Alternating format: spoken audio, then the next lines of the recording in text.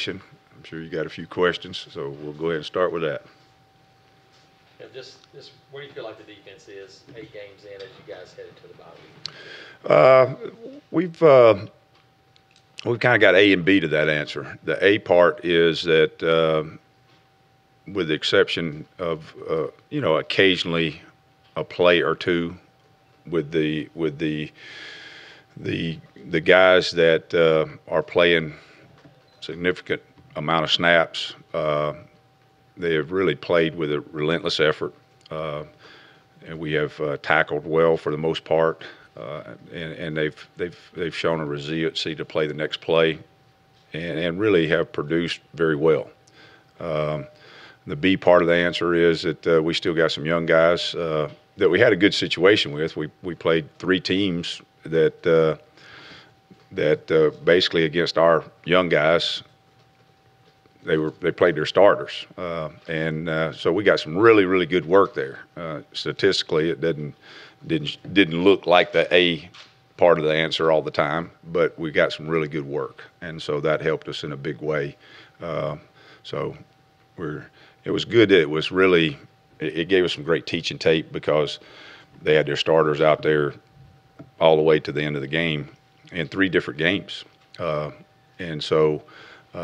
We had started substituting, and so we got some really young guys against some very mature players, and we got some good teaching tape.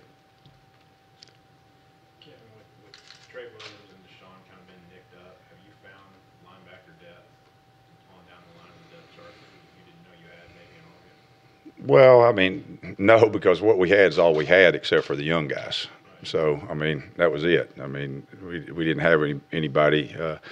Other than the fact, we knew Richard, Daryl, Deshaun, and Trey. That was kind of how we got through last year. So it's the same guys, and with the exception of Trey, is how we'll get through next year. But Chandler Wooten and KJ Britt have gotten some snaps, and so that's helped them and helped us because at least we're not in a situation to where we don't have other guys that we can steal some snaps from. How thin was the secondary starting to get, and how important is the next 2 weeks ahead? Because without Trey, without Javaris, Carlton suffering an injury, Jeremiah playing through an injury. Yeah. I think there was somebody else in there who I'm forgetting. The bodies are starting to get pretty thin back. Yeah, it got real thin. And there were times where we were just from play to play. In fact, I don't know if you even noticed it. Maybe you did, but there was a couple of series in which Stephen Roberts had to go to corner.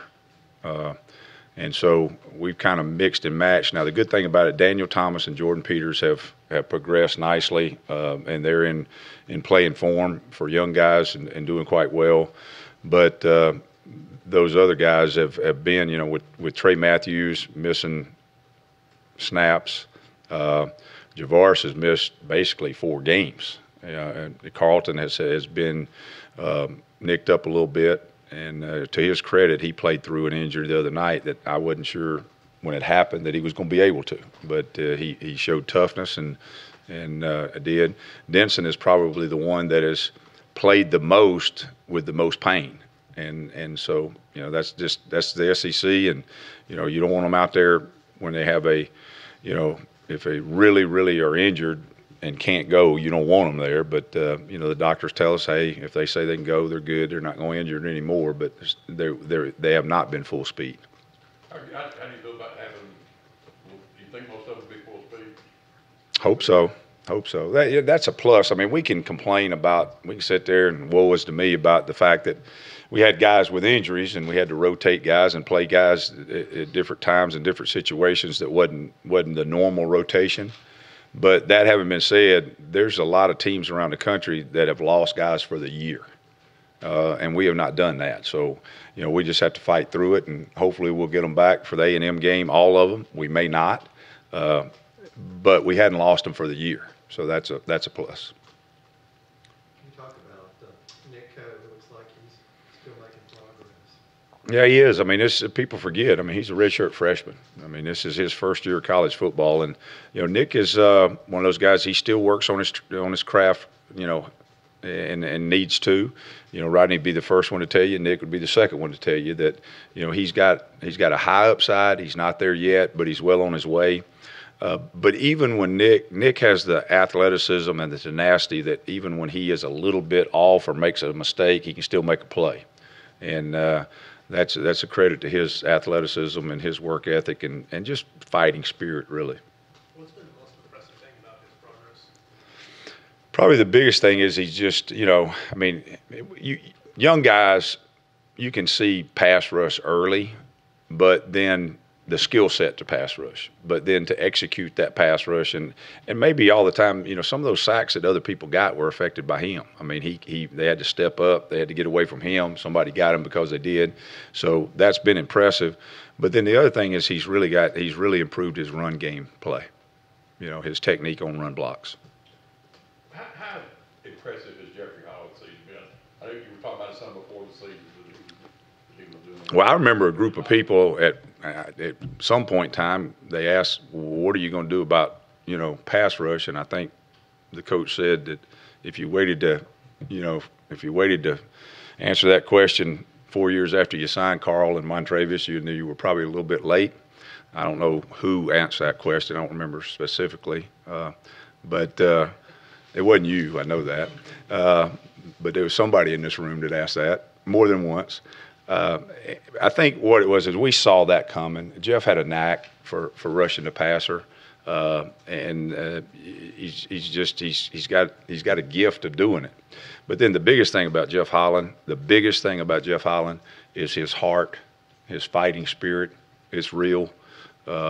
He has a passion for the game. He works extremely hard, and he enjoys going out there and giving it everything he's got. And sometimes in pass rush, it just comes down to relentless effort, and he's got that.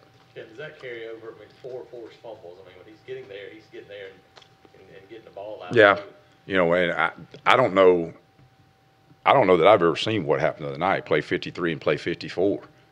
Play 53 was a third down. It was a sack, forced fumble. Deshaun recovered it. Play 54, it was a sack, forced fumble, and Jeffrey recovered it. So, he had back-to-back plays of sack, forced fumble, recovery. I mean, I don't know that I've ever seen that. How are Big Cat and TD coming along? Well, they got their first sack in the game the other night. They have a skill set. They're young. They go out there and try to learn every day. They improve every day, but they're still young. So but they've got a good upside. I told TD, I called him field goal and told him I wasn't going to call him TD until he got his first sack. So he told me in the locker room the other day that after the game that I could call him TD now that he got that sack. So no, I can't. You only got a half a sack, so I'm just going to call you T. So. Kevin, how do you explain for you across the board, there's almost statistical improvement in every single category this year?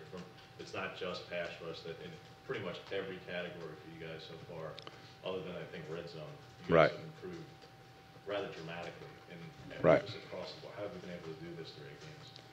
Well, it's them. I mean, it's not. It's players. The players buying into the system, the standard, the leadership in which when you go on that practice field and you see guys like Trey Matthews and Trey Williams, Deshaun Davis and Marlon Davison, guys like that. I mean, they're after each other and other guys to do their job, and that's the second year of the process. The second year of it, and the standard of everybody understanding that and pushing to it. They have a passion for it. They've tasted some success, and so they kind of like it. And I just think it's contagious in terms of the expectation, the standard, and those guys holding each other accountable and responsible to meet that standard. They take it seriously, and I think that's really what's happening. But at the end of the day, I mean, we got good players. They're very coachable. They work extremely hard. But it goes back to the first part of that statement. We got good players. When last season ended, it was about finishing. It was the second halves against Alabama and the Sugar Bowl weren't as good. The results aren't just good overall, but they're better against better opponents. That you're ranking better against the Clemson, LSU Right. opponents compared to those who guess when your second, third teams are out there and starters. It starts to get skewed a bit, but you're doing even better against tougher competition. Right. how rewarding is that to see that they are performing at that level? Well, one of the greatest things about coaching is going into the locker room after a game or going into a meeting room after a game, the post next practice and showing the tape and showing what they've accomplished and then teaching them in their mistakes. They take pride in that, and you can see it in them. It means something to them. I really think this. I think probably the biggest difference in the whole thing is it starts up front. I mean, those guys up front kind of set the tone in the run game, in the pass game. They set the tone. But we've got a group of guys that the nucleus of the guys have been together for this is the second year in it, and it is you're only as good as your next play, and we hammer that home all the time. But the facts are that you got to keep improving. You're not going to stay the same. You either get better or you get worse. And these guys have bought into that in a major way. They don't want to hear about well, this happened or that happened. They're holding each other, like for an example, when the young guys are in there in the fourth quarter against those standards, against those 3 or 4 teams, those older guys were not happy that they surrendered anything. And so it's kind of a culture that has been developed in that room, which is really what the whole purpose of it is develop that culture where the standard is so high and the expectations that each man is held accountable and responsible by each other to get their job done. And that's kind of what's happening. How important is it having Trey Williams' voice back out on the field, even on a limited basis, and going forward as you try to get him healthier? Well, I mean, he's kind of he's a very mature individual. He's been around a lot. He's seen both sides of the coin, and so he knows what it takes to be at that standard, the work it took to get there, and how to hold it. And so, when he speaks, he's speaking from experience, and I think the players respect that. Can you talk about Marlon Davidson? I know he's not full speed, but he's been playing hard.